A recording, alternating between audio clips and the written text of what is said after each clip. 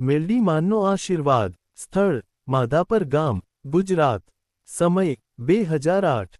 માધાપર ગામ એક શાંત અને ભક્તિભાવ ધરાવતું ગામ છે. ગામમાં મેલડી માનું એક નાનું મંદિર હતું. ગામના લોકો માને એવા હતા કે જે કોઈ ખરા મનથી મેલડી માનને યાદ કરે, તેને માં રક્ષે છે. ગામમાં રહેતો હતો એક યુવક હેમંત, જે ટ્રક ચલાવતો. ઘરે માં, પત્ની અને નાનો દીકરો રહેતા. હેમંત મેલડી માનનો ભક્ત હતો. તે દરેક નવો દિવસ માનના દર્શનથી શરૂ કરતો.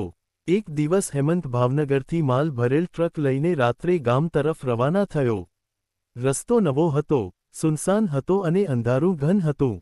વચ્ચે જંગલ આવતો હતો જ્યાં અકસ્માતો થવાનો ભય રહ્યો કરતો. એની પત્નીએ ઘરેથી નીકળતા કહેલું, મેલડી માનનું નામ લઈને જ જશો. રાત્રે 2 વાગ્યા આસપાસ જંગલના એક મોજું વળાંકે ટ્રકના બ્રેક ફેલ થઈ ગયા.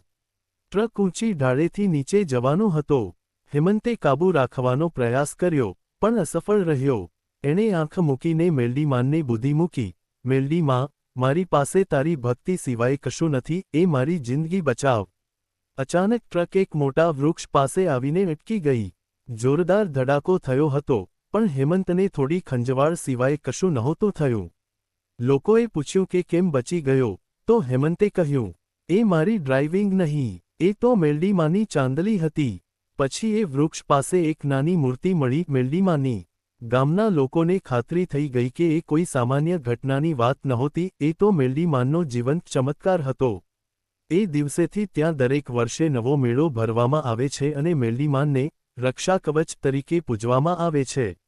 શિક્ષા: જ્યાં શ્રદ્ધા હોય છે, ત્યાં આશીર્વાદ પોતે રસ્તો શોધે છે.